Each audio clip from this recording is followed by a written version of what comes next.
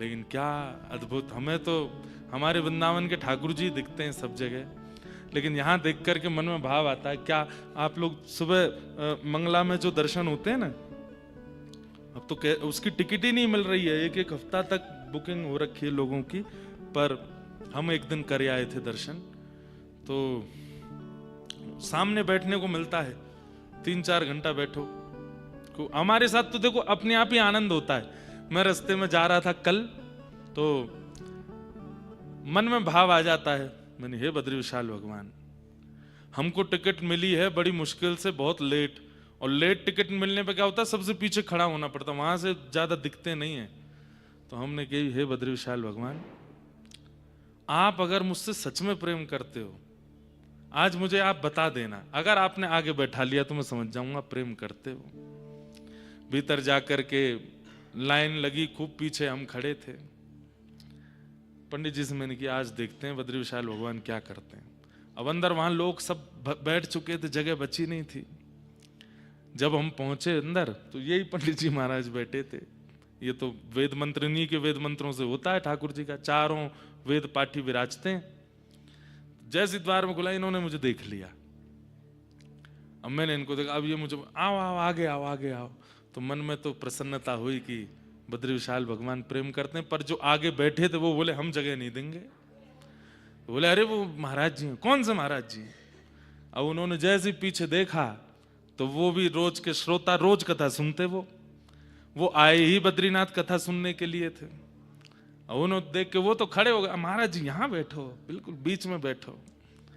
अब वो सब तो बैठा में, मेरे मन में भाव आवे, मैंने की सॉरी हे बद्री विशाल भगवान, आपको बार बार चैलेंज देते हैं हम, लेकिन आज आपने प्रेम प्रस्तुत कर दिया, सन्मुख ही बैठा लिया है।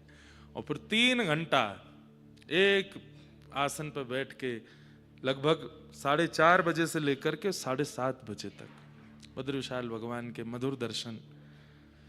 उन दर्शनों में जटा जब दिखाते हैं ना ठाकुर जी की, दिया से दिखाते हैं, देखिए ये ठाकुर जी की जटाएं हैं। वो जटा देख करके मन बड़ा हमारा व्याकुल होता है। हमारे वृंदावन ठाकुर जी के तो घुंघराले केश हैं, ऐसी मधुर अलकावली हैं। वरहा पीड़म नटवर वपुः कर्णयो कर्णकारम विभ्रत वासः कनक कपिसम वैजयंतीम च मालाम कस्तूरी तिलकम ललाट पटले वक्षस्थले कौस्तुभम। ऐसी सुंदर सुंदर शोभा जिनकी है, उनके जब जटा का दर्शन करते हैं तो हैं तो ब्रजवासी, भीतर नंद रानी भी, यशोदा भी हैं, भीतर नंद बाबा भी हैं, भीतर किशोरी जी भी हैं, भीतर मधुमंगल श्रीदामा तनसुखा मनसुखा रोहिणी मैया भी हैं, बलदाऊ जी भी हैं। तो जब अपने लाला की जटा देखी, मन बहुत भावुक हो गया कि ये जटा क्यों है, यहां घुंघराले केश क्यों नहीं है ठाकुर जी के। पर यह भी एक भाव है। कभी कभी लगता है कि ब्रजवासियों को इतना विरह दिया ना ठाकुर जी ने, तो ठाकुर जी भी कभी कभी जानबूझ करके ये सब लीला अपने आप को इतने श्रम में ले जाते हैं, इसी भाव से कि ब्रजवासी को मैंने बहुत श्रम दियो है, तो मैं भी जाकर के न श्रम करूं। हमें तो यही लगता है, अनेक भाव हैं, शास्त्रीय भाव हैं, पर मन का भाव लगता है कि वहां जगन्नाथपुरी में भी, द्वारिका में भी और यहां बद्रीनाथ में भी ठाकुर जी ब्रजवासियों को जो ताप दिए हैं ना, उस ताप के समन्वय के लिए स्वयं भी ताप ले रहे हैं, स्वयं भी तप कर रहे हैं। बहुत प्रेम करते हैं ठाकुर जी ब्रजवासियों से। ऐसे श्री बद्री विशाल भगवान, उनको हम बारंबार प्रणाम करते हैं। भगवान तप पूर्ण करके जा चुके थे यहां से, तब देवताओं ने प्रार्थना की, बोले नाथ आपके उस तप स्वरूप को यहां विराजमान होना चाहिए, ताकि कालांतर में भी लोग आपका दर्शन कर सकें, और ठीक उसी स्थान पर विराजमान होना चाहिए जहां आप बैठे थे। तब भगवान बोले अब हमको अपना प्रचार प्रसार इतना नहीं करना है। तब सारे देवता गए महादेव के पास, महादेव से जाके बोले आप कोई योजना बनाइए जहां भगवान ने ऐसी लीला, यहां ठाकुर जी बाल लीला भी किए हैं बद्रीनाथ में, पहले एक दिन सुनाई थी ना मैंने, छोटे से लाला बन के आए, पार्वती जी के मन को भा गए, और पार्वती जी ने जाके गर्भगृह में विराजमान, वो बाल लीला जहां हुई वो स्थान भी है। चरण पादुका पर जब आप जाएंगे, चरण पहाड़ी पर, तो ऊपर नहीं जाना, वहीं नीचे ही आगे जाएंगे तो वहां जहां ऋषि गंगा, चरण पहाड़ी से जो गंगा आ रही है वो ऋषि गंगा है। ऋषि गंगा पार करते उस तरफ वहां ठाकुर जी की बाल लीला स्थली भी है, जहां ठाकुर जी ने बाल लीला की पार्वती जी के साथ। हम तो बहुत सूक्ष्म सुनाते हैं, पर उसका विस्तृत भी है, खूब लीला की। पार्वती जी को नंदरानी यशोदा और कौशल्या मैया जैसा सुख दिया ठाकुर जी ने यहां पर, क्योंकि ये क्षेत्र तो केदारनाथ भगवान का ही है। ठाकुर जी तो हट करके जबरदस्ती बैठ गए यहां पे। तो सब देवता बोले कि यहां आपका एक स्वरूप विराजमान हो जिसकी हम भी आराधना करें और कालांतर में संसार के लोग भी दर्शन करके उससे धन्य हो, कृतार्थ हो। तो भगवान बोले अब हम तो नहीं करेंगे कुछ, आप लोग योजना बनाओ। तो देवता महादेव के पास गए। महादेव बोले ऐसे नहीं करेंगे कि कुछ भी बस स्थान प्रकट कर दिया, प्रामाणिक रूप से एक आचार्य रूप धारण करके हम आएंगे और तब यहां बद्री विशाल भगवान को स्थापित करेंगे। तब शंकरम शंकराचार्यम, वही शंकर वही शिव आद्य गुरु शंकराचार्य के रूप में प्रकट हो गए। और आद्य गुरु शंकराचार्य के रूप में दक्षिण में प्रकट होकर के 11 वर्ष की उम्र में, 11 वर्ष की आयु में वेद वेदांतों के प्रमाणों के अनुसार खोजते हुए बद्रीनाथ आए। और यहां आकर के तप्त कुंड के पास में, तप्त कुंड में ही स्थान है या बगल में कोई स्थान है, वहां कुंड से ठाकुर जी के श्री विग्रह को, जो तप की मुद्रा में ठाकुर जी बैठे हैं, दोनों भुजाएं ऐसे हैं, जटाएं हैं, मुखमंडल का दर्शन प्रकट रूप से नहीं है। उसमें भी शंकराचार्य भगवान कहते हैं कि भगवान की सामान्य लीला में मुख दर्शन इतना आकर्षक होता है कि व्यक्ति बाबला हो जाता है देख के। तो तप का दर्शन अगर आप कर लेंगे तो मृत्यु ही हो जाएगी। इसलिए ठाकुर जी के मुखमंडल का प्रकट दर्शन नहीं होता, श्री विग्रह दिखता है बस। सुबह सुबह उसका दर्शन होता है, कैसी भुजाएं हैं, कैसे चरण हैं, कैसी जटाएं हैं, कैसा वक्ष है। तब आद्य गुरु शंकराचार्य भगवान ने यहां पर ठाकुर जी को विराजमान किया और विराजमान करके फिर ज्योतिर्मठ, जोशी मठ, वहां पर अपना मठ स्थापित करके पूरे विश्व को बद्रीनाथ और यहां के विषय में बताया। तो यहां पर महादेव ने ही स्थापना की है श्री बद्री विशाल भगवान की, शंकराचार्य भगवान के रूप में। ऐसे अद्भुत बद्रिक आश्रम को हम प्रणाम करते हैं। हमें यहां रहने, कथा सुनने का अवसर 7-6 दिन तक के लिए मिला। ठाकुर जी की बहुत बड़ी कृपा है। आइए उद्धव कृष्ण संवाद के मधुर प्रसंग में हम लोग प्रवेश करते हैं। भगवान उद्धव के प्रश्नों का उत्तर देते हुए भिक्षुक गीत सुनाते हैं। कल हम लोग सुन रहे थे। और भिक्षुक गीत में एक श्लोक में जो भिक्षुक कहते हैं क्या, नायम जनों में सुख दुख हेतु न देवतात्मा ग्रह कर्म काला मनः परम कारण मामनन्ते संसार चक्रे परिवर्तयेद्यत्। कितनी सुंदर बात है। व्यक्ति को जब आत्मबोध होता है ना, तो आत्मबोध में संसार जो है वो स्पष्ट होने लग जाता है।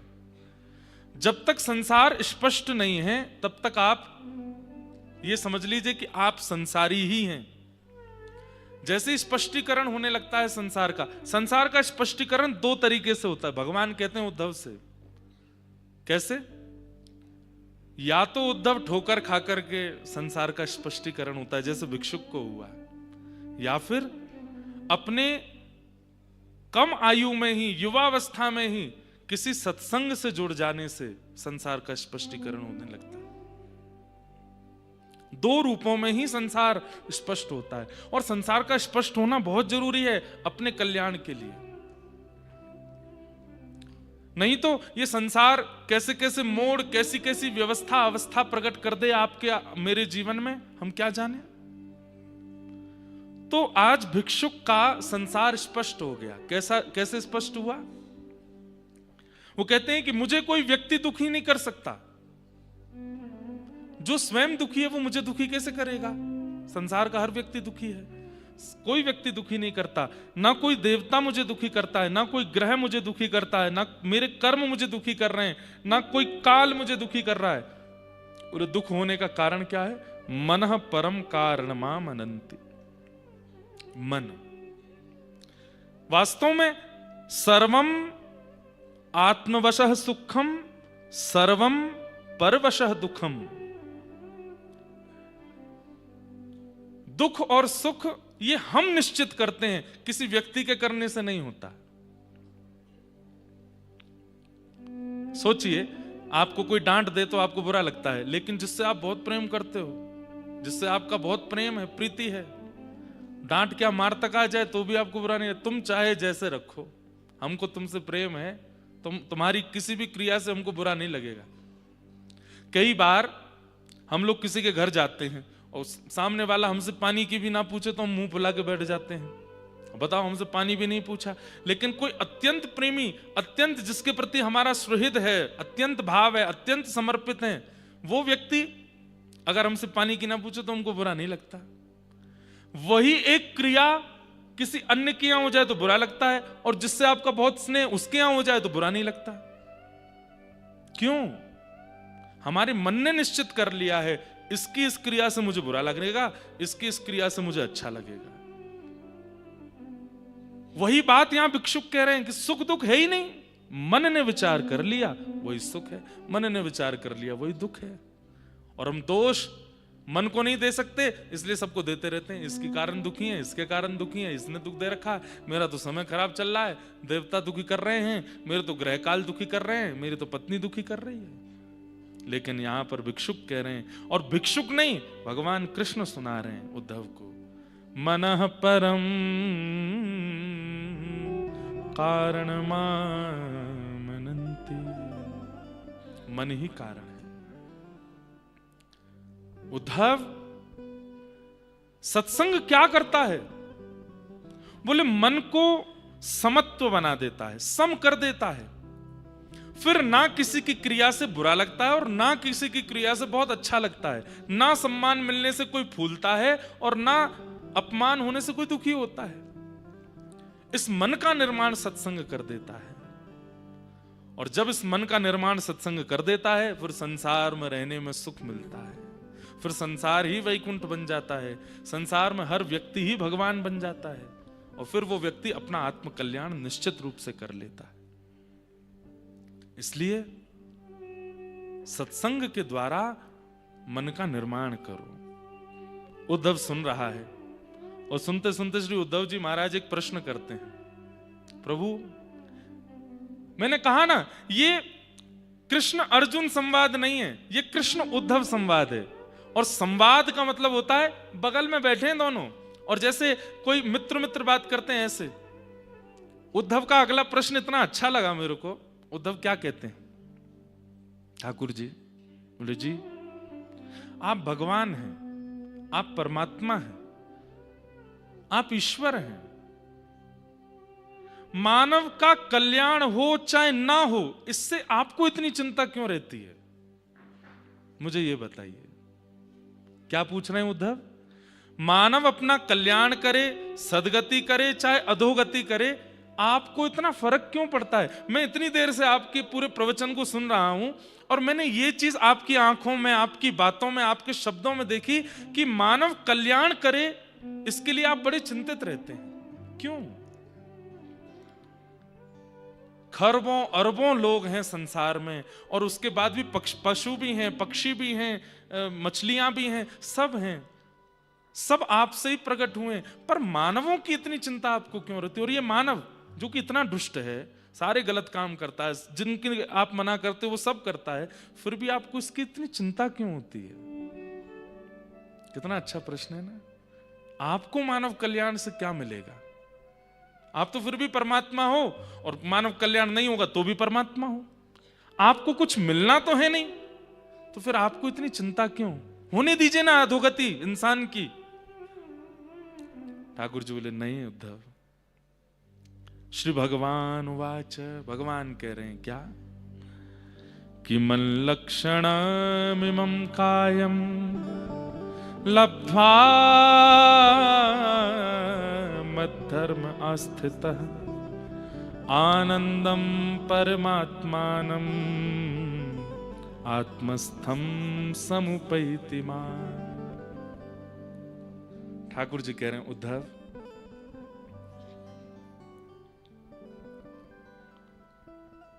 मैं बहुत प्रेम करता हूं मानवों से।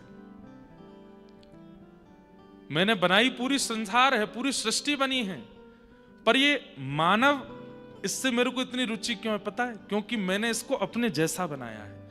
मल्लक्षणमिमं, मेरे जैसे लक्षण हैं इसके अंदर। कौन कौन से लक्षण हैं ठाकुर जी में? ठाकुर जी कह रहे हैं, जैसे आप लोगों ने शायद अनुभव किया हो, कई लोगों को शायद पता भी होगा, मैं लिख के भी लाया, जैसे भगवान शंख चक्र धारण करते हैं। हमारे शरीर की कई रेखाओं में भी कहीं कहीं शंख चक्र अंकित होता है, और रेखाओं में अंकित ना हो तो कई लोगों के सिर के इधर भाव में कहीं किसी के चक्र का निर्माण होता है, कहीं किसी के शंख का निर्माण होता है। तो जिस प्रकार ठाकुर जी शंख चक्र युक्त हैं, मानव की भी शंख चक्र उसके अंग पर होते हैं। इससे ये बात प्रमाणित होती है, जैसे चित्रकार चित्र बना करके नीचे अपना नाम लिख देता है या अपनी कोई डिजाइन बना देता है कि ये मेरा है, ऐसे ही भगवान के लक्षणों से युक्त हैं हम। तो शारीरिक लक्षण शंख चक्र, जैसे ठाकुर जी के वैसे हमारे। दूसरे नेत्र हैं, नासिका है, मुख है, कान है। भगवान कहते हैं बना तो पूरी संसार है, पर मानवों के नेत्र कान आंख नाक क्यों है? जो प्रिय होता है उसको ही तो अपने जैसा बनाया जाता है। मैंने अपने जैसा बनाया। अब बात करो तुम स्वभाव की, तो मेरा स्वभाव कैसा है? शांताकारम, मैं शांत रहता हूं।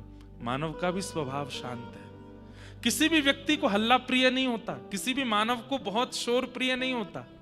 चाहे शोरों में रहने वाले मानव भी हों, वो भी लौट करके एक दिन शांति को प्राप्त करना चाहते हैं। एक बात बताएं, गीता में भगवान कहते हैं व्यक्ति सुख के लिए भाग रहा है, लेकिन ये गलत है। सुख उसका डेस्टिनेशन नहीं है, तो शांति है। सुख क्या है?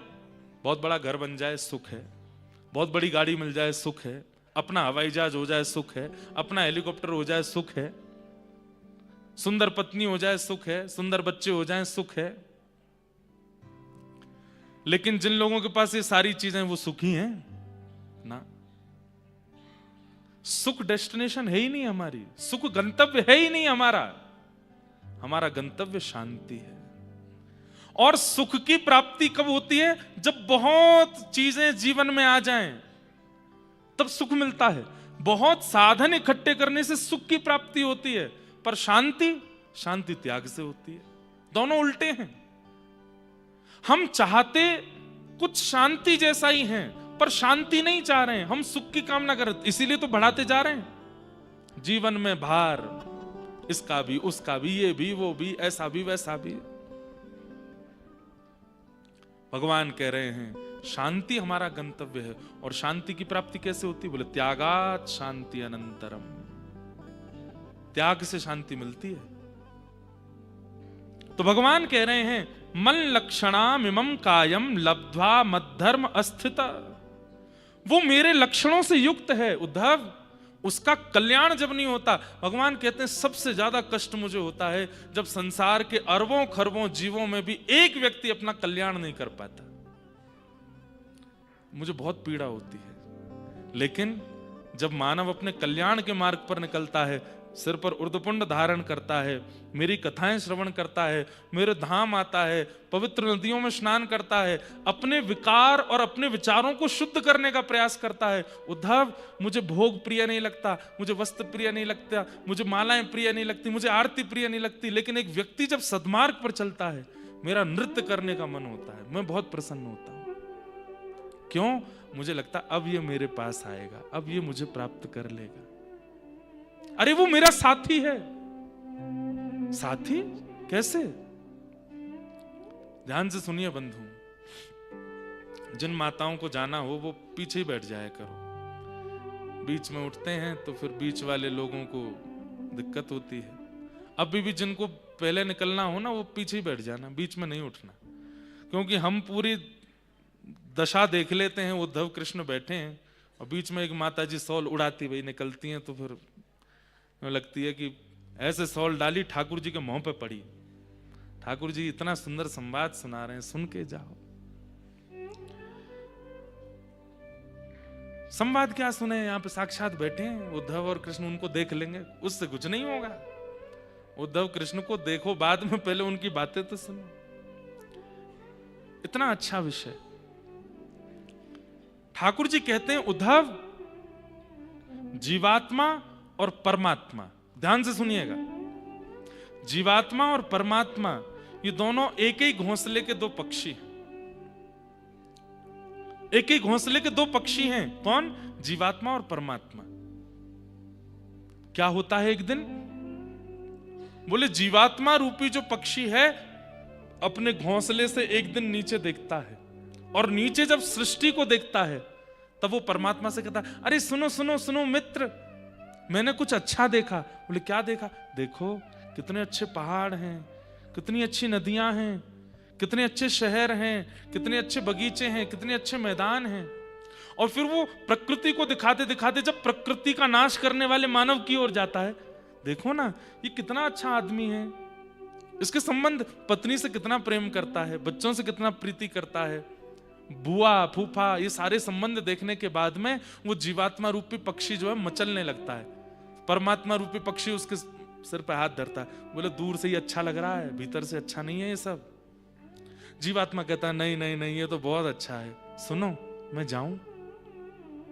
परमात्मा रूपी पक्षी कहता है नहीं, यहां जाओगे तो इन्हीं के जैसे हो जाओगे और फिर तुम मुझे भूल जाओगे, मुझसे दूर हो जाओगे।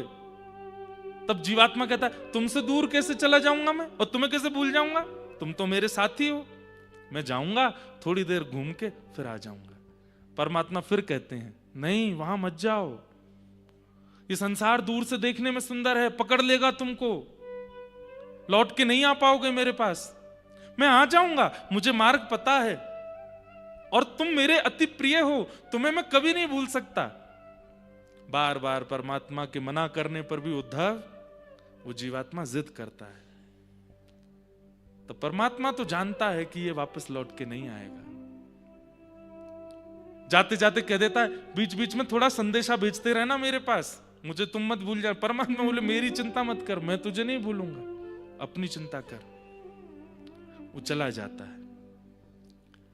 जब वो जाता है और जैसे ही संसार में जन्म लेता है, माता पिता भाई बंधु बुआ फूफा पत्नी मित्र सखा बच्चे सबके बीच में ऐसा रम जाता है, फिर परमात्मा को उसकी याद आती है। बोले पूछूं तो सही कब आएगा? तब किसी आचार्य को, किसी कथावक्ता को, किसी संत को अपने संदेश वाहक बना करके ठाकुर जी भेजते हैं। बोले उसको बताना कि वो मेरे से बिछड़ के आया है संसार में। जब कथावक्ता बताते हैं, व्यक्ति सुनता है,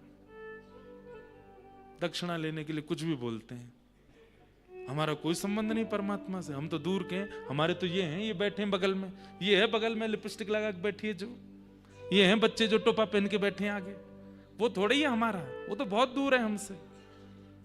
बीच में कई संदेश ठाकुर जी आचार्यों के रूप में भेजते हैं, लेकिन फिर भी जीवात्मा चेतता नहीं।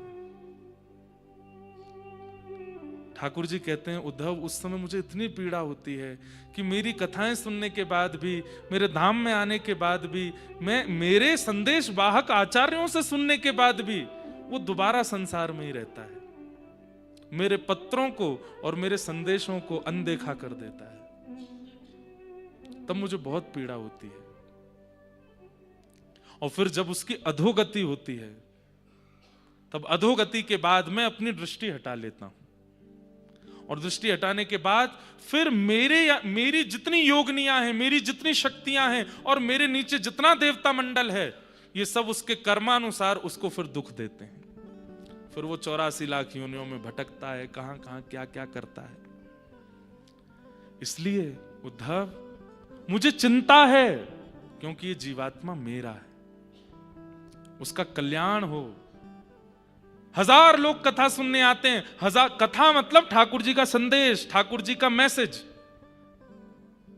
और जब उसको सुन के व्यक्ति वापस जाकर के अपने उन्हीं कार्यों में लग जाता है तो ठाकुर जी कहते हैं अब भी नहीं चेता। इतना समझाया, इतना बताया, लेकिन फिर से वापस वहीं चला गया। इसलिए उद्धव, तुम जो ये कह रहे हो कि मैं परमात्मा हूं, मैं ईश्वर हूं, जीवात्मा अपना कल्याण करे ना करे मुझे इससे क्या चिंता? मुझे चिंता है क्योंकि वो मेरा अंश है। जिस प्रकार एक पुत्र पिता को पुत्र की चिंता होती है, जिस प्रकार एक मां को अपने पुत्र की, मुझे भी चिंता होती है प्रत्येक जीवात्मा की कि वो अपना कल्याण करे। वो कैसे भी करे, उसका कल्याण क्या है? मुझे प्राप्त कर ले बस। और वो मुझे प्राप्त नहीं कर पाता तो उससे मुझे बहुत पीड़ा होती है। बंधुओं, ठाकुर जी के लक्षणों से युक्त हैं हम। संसार विकार युक्त है। ये संसार क्या करता है? उन लक्षणों को नष्ट करने का प्रयास करता है जो ठाकुर जी से मिले हैं हमें। सबसे बड़ा लक्षण हमारे अंदर क्या है? प्रेम। ठाकुर जी के अंदर भी वही लक्षण है प्रेम का, और हमारे अंदर भी वही लक्षण है प्रेम का, लेकिन उस प्रेम लक्षण से हम बिल्कुल परे हो जाते हैं। उद्धव कहता है, प्रभु तो फिर मानव कल्याण में सबसे बड़ी बाधा क्या है, ये बताइए। अब तो मैंने ये पूछ लिया कि आपको चिंता क्यों होती है कि मानव अपना कल्याण करे, आपको उससे सुख मिलता है क्योंकि वो आपका है, लेकिन मानव के कल्याण में सबसे बड़ी बाधा क्या है? मुझे पता है काम बाधा है, क्रोध बाधा है, दोष, ये सारे दोष बाधा बनते हैं, पर मैं आपसे पूछना चाहता हूं, इस संसार में मानव कल्याण में सबसे बड़ी बाधा क्या है जिससे वो अपने कल्याण से वंचित हो जाता है? तब भगवान कहते हैं, संगम न कुर्यात् सताम शिष्णोदर तृपाम क्वचित। अगर व्यक्ति सत्संग नहीं करता है और कुसंग में पड़ जाता है, दूषित व्यक्ति को देख करके, दूषित विचारधारा रखने वाले व्यक्ति से प्रभावित होता है और प्रभावित होकर के मन में विचार करता है काश मैं भी ऐसा बन जाऊं, ये सबसे बड़ा उसका दोष है जिससे वो मेरी प्राप्ति से बहुत दूर चला जाता है। समझ में आई बात? कुसंग और कुनीति से रहने वाले लोगों के प्रति आकर्षण बढ़ना हमारा। आजकल क्या होता है, सोशल मीडिया के द्वारा आदि आदि इतने साधन है, उनके द्वारा हम उनके प्रति आकृष्ट होते हैं जो थोड़े विचारों में सनातनी नहीं है, जो विचारों में दूषित क्रिया करते हैं, थोड़ा अलग तरीके का भाव व्यवहार रखते हैं। हम उनसे आकर्षित हो जाते हैं और उनसे आकर्षित होकर उन्हीं की तरह रहने लगते हैं, जिसके कारण भगवान कहते हैं मानव अपने कल्याण से सबसे ज्यादा वंचित हो जाता है। बड़े बड़े शहरों में आजकल युवा बिना विवाह के ही जिनसे प्रेम है उनके साथ रहने लगते हैं। अब ये कहां से शुरू हुआ? किसी से प्रभावित हो गए, वेस्टर्न कल्चर से प्रभावित होकर के अब वो आज भी करने लगे। उस पर हमारे वृंदावन के एक संत ने कह दिया तो कितने लोग उनके पीछे पड़ गए, कितने लोगों ने उनके बारे में गलत सलत कहना शुरू कर दिया। यही है, ठाकुर जी कहते हैं सबसे बड़ा अपने कल्याण में जो वादा है वो ये कि कुसंग और कुनीति से रहने वाले लोगों से व्यक्ति प्रभावित होते हैं और सत्संग और सुनीति बताने वाले लोगों का विरोध करने लगते हैं। उद्धव, सबसे बड़ा आत्म कल्याण में यह बाधा है। आप किससे प्रभावित होते हैं, किसको देख करके जीते हैं, किसको देख करके आप आनंदित होते हैं, यहां से निर्णय होता है कि आप कैसे हैं।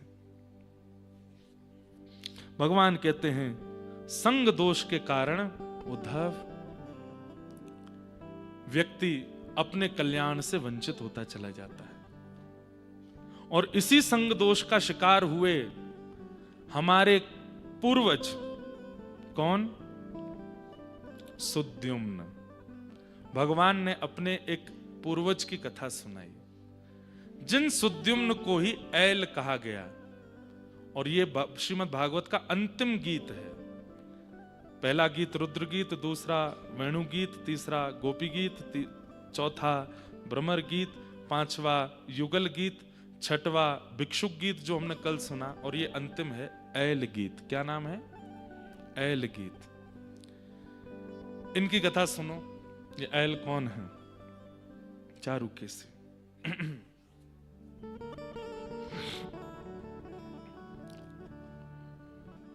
सूर्यवंश में एक राजा हुए, उनका नाम था सत्यव्रत। भगवान कृष्ण सुना रहे हैं उद्धव को, संग से क्या प्रभाव पड़ता है हमारे जीवन पर। सुनो उद्धव, सूर्यवंश के एक राजा थे, उनका नाम था सत्यव्रत। ये सत्यव्रत राजा, इन्होंने मत्स्यावतार का दर्शन किया था, मत्स्य भगवान का दर्शन किया था। सत्यव्रत राजा की कोई संतान नहीं थी, तब इन्होंने वशिष्ठ ऋषि से कहा कि आप पुत्र कामेष्ठी यज्ञ कर दीजिए ताकि हमारे संतान हो। बहुत ध्यान से सुनिएगा, सब लोग इधर देख के सुनो, बहुत सुंदर कथा है। और चंद्रवंश का प्रारंभ, मतलब भगवान के वंश का, यदुवंश का प्रारंभ भी इसी कथा से ही होता है। तो भगवान कहते हैं उद्धव, सत्यव्रत राजा ने एक बार वशिष्ठ ऋषि से कहा कि हमारे यहां संतान हो, इसके लिए आप एक यज्ञ कीजिए। तब वशिष्ठ जी ने पुत्र कामेष्ठी यज्ञ किया। उस यज्ञ में सत्यव्रत राजा इतने ध्यानस्थ हो गए कि वशिष्ठ जी ने मध्य यज्ञ में पूछा, पुत्र की कामना है कि पुत्री की? तो राजा तो उत्तर दे नहीं पाए। बगल में बैठी रानी ने कहा, मुझे लाली चाहिए, मुझे पुत्री चाहिए।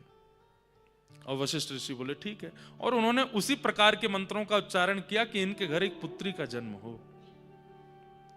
यज्ञ समाप्त हुआ, राजा का ध्यान खुला। उन्हें तो पता ही नहीं था कि यज्ञ के बीच में पत्नी ने पुत्री की कामना की है। वे तो यही विचार करके बैठे थे कि पुत्र होगा। कुछ महीने बीत जाने के बाद जब रानी के गर्भ से पुत्री ने जन्म लिया तो राजा दुखी नहीं हुए, लेकिन मन में सोचने लगे, जब पुत्र कामेष्ठी यज्ञ कराया था और ये कहकर के कराया था कि वंश वर्धन हो, तो फिर पुत्री क्यों हुई? उस पुत्री का नाम रखा गया इला। क्या नाम रखा? इला। वशिष्ठ ऋषि आए आशीष देने, भाई संतान हुई है। खूब आशीर्वाद दिया, खूब सब कुछ। राजा ने बैठ करके बड़े संकोच में चरणों में प्रणाम करते हुए कहा, ऋषिवर आप अगर क्रोधित ना हो तो एक बात पूछूं? बोले पूछिए। हमारे यहां यज्ञ हुआ था और यज्ञ में मैंने पुत्र की कामना रखी थी, पुत्री क्यों हुई? मुझे पुत्री से कोई दोष नहीं, बहुत सुखी हूं मैं कि मैं एक पुत्री का पिता बना हूं, कन्यादान का मुझे अवसर मिलेगा, पर मैं एक पुत्र पहले चाहता था। वशिष्ठ ऋषि बोले, इसमें मेरा कोई दोष नहीं है। मैंने बीच यज्ञ में तुम्हारी पत्नी से पूछा था। विराजो भैया, विराज जाओ, बैठ जाओ।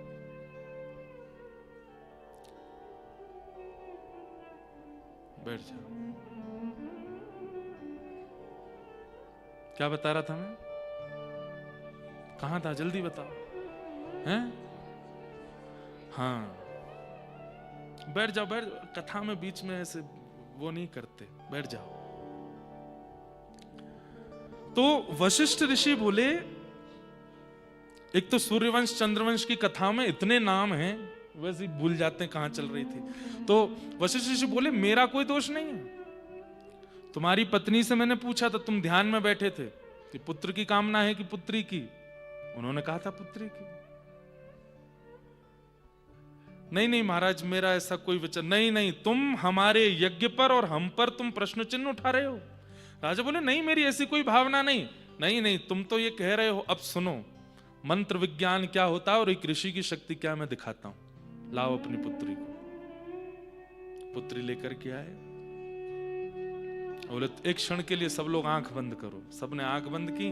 वशिष्ठ ऋषि ने मंत्र का उच्चारण किया। बोले, आंख खोल करके देखो। और जैसे ही देखा तो वो पुत्री पुत्र बन गया। मंत्र शक्ति से उसको पुत्र बना दिया और उसका अब नाम सुद्युम्न रखा गया। वशिष्ठ ऋषि बोले, अब तो पुत्र हो गया, आप चिंता नहीं करना। सत्यव्रत रोने लगे, बोले मुझे क्षमा कर दीजिए, मुझे ऐसी याचना नहीं करनी। बोले नहीं, अब तुम रहो, प्रसन्न रहो। लेकिन भैया प्रकृति के साथ में चाहे मंत्रों से ही चाहिए, चाहे तंत्रों से ही चाहिए, खिलवाड़ नहीं करना चाहिए। प्रकृति जो दे दे उसको वैसे स्वीकार करो, क्योंकि आपको क्या पता है कि आपके कौन से कर्म का फल आपको मिल रहा है। मैं ये बात लोगों से कहा करता हूं कि भाई जीवन में कष्ट आवे, सिंपल भगवान का नाम उच्चारण करो, भगवान से प्रार्थना करो, हे नाथ आपको जो उचित लगता हो हमारे जीवन के लिए वो करिए। बहुत ज्यादा हाथ पांव मत मारा कीजिए, कभी वहां चले गए, वहां झाड़ फूंक करवाया है, फिर इन पे ये करवा दिया, वहां जाकर के ये करा दिया, उधर नारियल बांध दिया है, इधर से ये भी कर दिया, वहां पे और भी कुछ करा दिया। ऐसी जगहों को ढूंढते रहना जहां से अपने जीवन में आने वाले कष्टों से निवृत्त हो जाते हो, नहीं करना चाहिए। उससे क्या होता है पता है? जो वेग आया था, पानी में वेग आया और वेग के साथ में कुछ मिट्टी आई, अब आपने उसको रोक दिया, तो क्या होता है? जैसे ही रोका तो पीछे का जो वेग आ रहा है पानी का वो भी मटमैला होता चला जाएगा। थोड़ी देर के लिए मिट्टी रुक तो गई, परंतु जब वेग का बांध खुलेगा तब क्या होगा? तबाही मचाएगा। आज मेरे जीवन में कोई कष्ट आना है, मान लो मुझे यहां से उतरते हुए गिरना है, मान लो, गिरूंगा तो नहीं मान लो गिरना है, और मैंने ऐसी योजना बनाई, नहीं लिफ्ट लगाओ, ऐसे स्लाइडिंग लगाओ कि फिसल के जाऊं। अब मेरा गिरना रह गया। अब वो गिरना क्या होगा कि वो जो बचा है ना, जो अभी बस तनिक होना था, अब वो रुक के अगली बार जब आएगा तो और विशाल बन के आएगा, और आगे जब वो आएगा तब आप उसको सह नहीं पाओगे। इसलिए प्रकृति जो दे, चाहे वो कष्ट ही क्यों ना हो, उसको उस समय स्वीकार करना चाहिए। ज्यादा हाथ पैर नहीं बांधने चाहिए, ठाकुर जी से सीधी सरल प्रार्थना करनी चाहिए और अपने कर्मों के प्रति, कर्तव्यों के प्रति निष्ठा रख के करते रहना चाहिए। कुछ ना कुछ बस वो कर्म करके उससे निवृत्त होइए। इस प्रकार के मेरे से बोलना नहीं आ रहा है, इस प्रकार की क्रियाएं करके मत निकलने का प्रयास कीजिए, क्योंकि उतनी देर के लिए तो वो कष्ट रुक जाएगा, लेकिन जब वो दोबारा आएगा, आएगा जरूर, और जब वो दोबारा आएगा तब सह नहीं पाओगे। वही हुआ, सत्यव्रत राजा ने अपनी पुत्री को पुत्र बनवा दिया। प्रकृति ने पुत्र दिया है, अब तुम उसको पुत्र बनवाओगे, तो नाम पड़ गया उसका सुद्युम्न।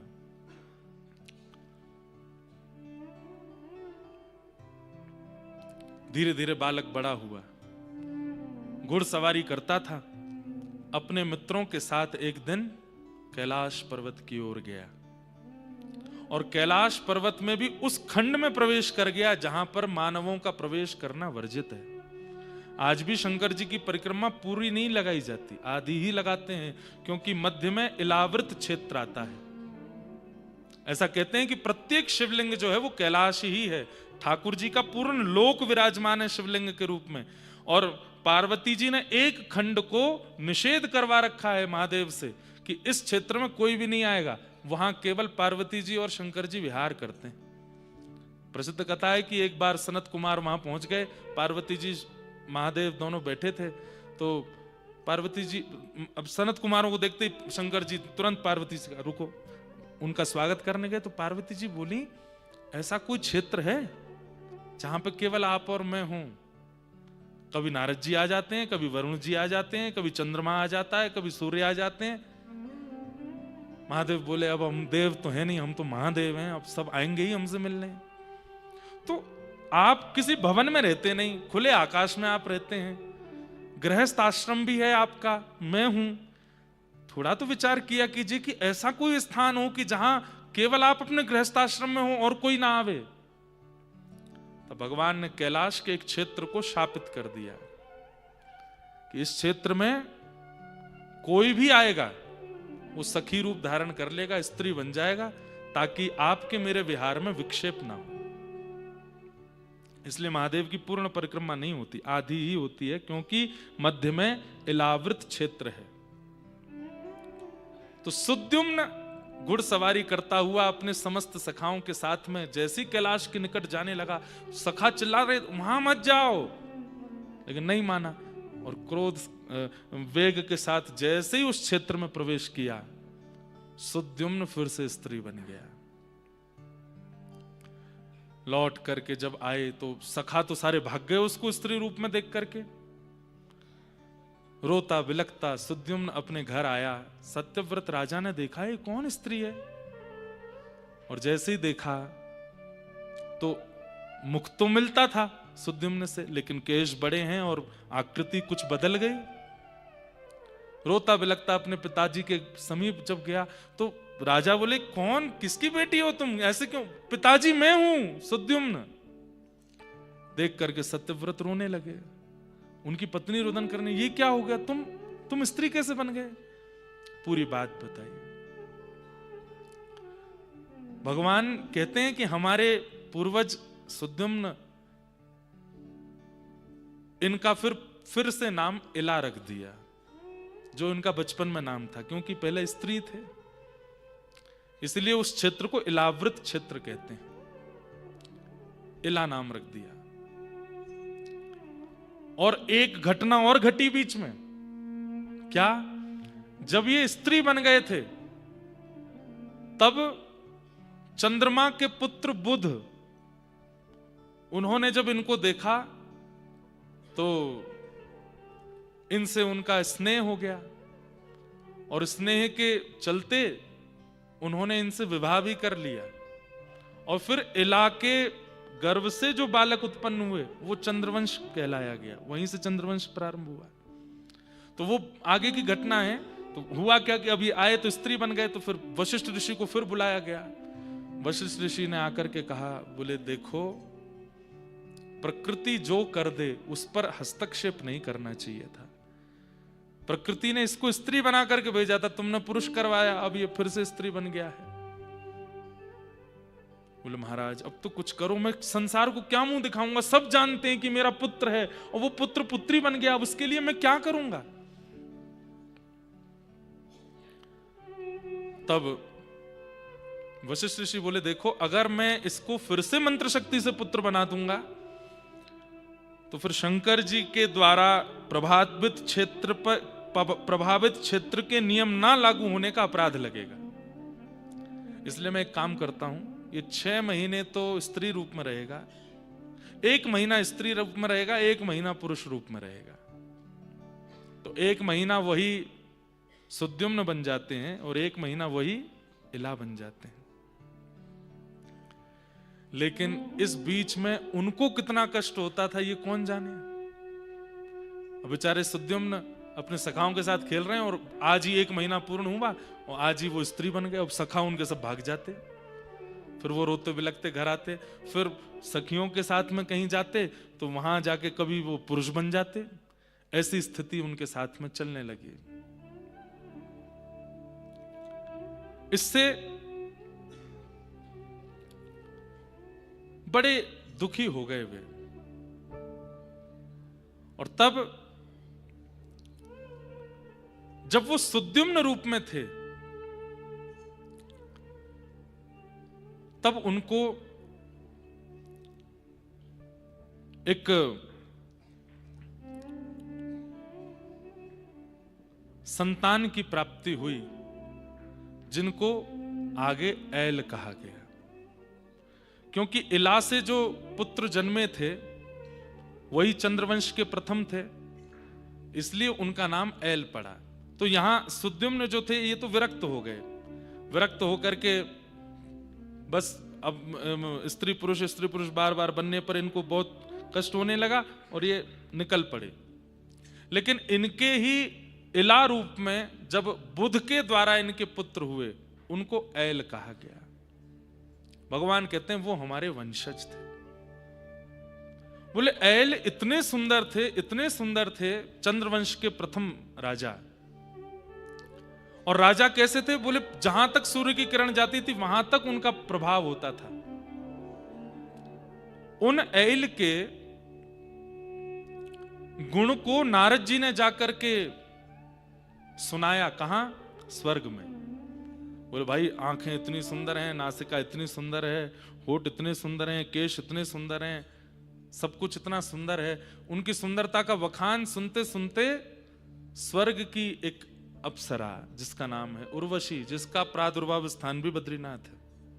भगवान की जंघा से उरु से प्रकट हुई है, इसलिए उसका नाम उर्वशी है।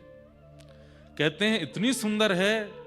उर्वशी की उपासना बताते हैं भागवत में, अगर कोई करे तो उसको सुंदरता प्राप्त हो जाती है, या सुंदर जीवन साथी मिल जाता है, या सुंदर बालक मिलते हैं। उर्वशी की उपासना, ये नारायण पर्वत के बगल में चरण पादुका है, उसके बगल वाला जो पर्वत है वो उर्वशी पर्वत है।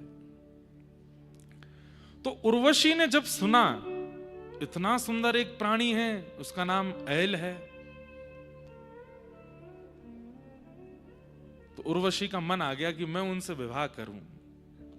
उर्वशी के लिए सब व्याकुल रहते हैं, वो उर्वशी व्याकुल हो गई जिसके लिए। पृथ्वी पर जब उर्वशी आई और उसने ऐल को देखा, तो वास्तव में ठाकुर जी कहते हैं उद्धव एक प्रकार से तुम ये समझ लो जैसे मेरा रूप है, जैसे मेरा सौंदर्य है, ऐसे ही हमारे पूर्वज ऐल थे। उनसे उर्वशी को प्रेम हो गया और उर्वशी ने प्रार्थना की, मैं जीवन भर आपकी दासी बन के रहूंगी, जीवन भर आपकी शरणागति रहूंगी, मैं स्वर्ग का त्याग कर दूंगी, मुझसे विवाह कर लीजिए।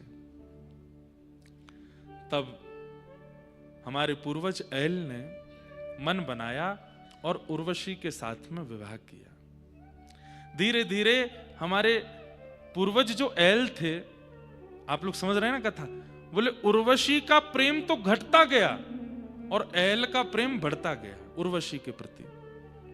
विवाह के बाद में उर्वशी का प्रीति तो थोड़ी थोड़ी घटती चली गई, लेकिन ऐल दिन प्रतिदिन अब उनको प्रेम उर्वशी से होने लगा।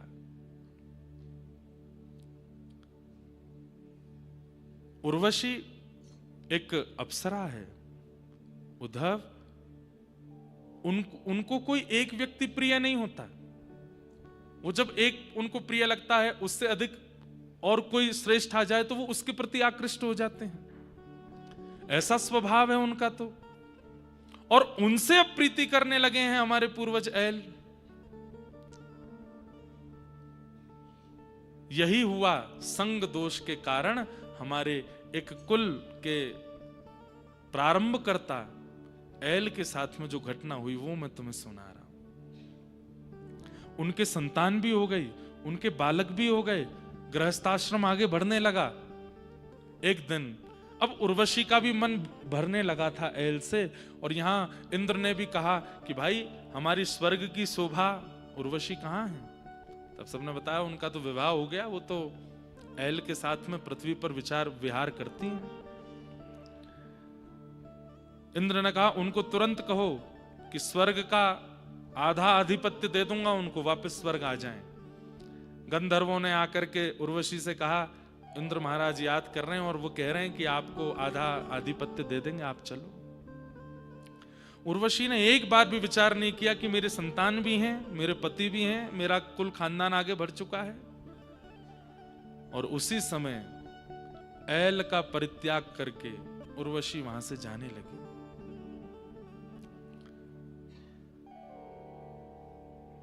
ऐल को जब ये बात पता चली कि अब ये मेरा त्याग करके जा रही हैं, तब ऐल ने उनके आगे खूब हाथ जोड़े, तुम जैसे कहोगे मैं वैसे रहूंगा, हमारा कुल खानदान वैसे ही चलेगा, देखो कितने सुंदर हमारे बालक हैं, तुम क्यों जा रही हो वापस, और तुम्हें जाना ही था तो तुम आई क्यों थी। मैंने तो नहीं कहा था कि मुझसे विवाह करो, तुमने आकर के प्रस्ताव दिया, और आज जब सब कुछ बढ़िया चल रहा है तो तुम जा रही हो। लेकिन उर्वशी ने एक बार भी उनकी ओर नहीं देखा और बस एक ही रट लगाई कि मैं तो स्वर्ग जाऊंगी, मैं स्वर्ग की हूं, मैं धरती की नहीं हूं, मुझे वहीं रहना है।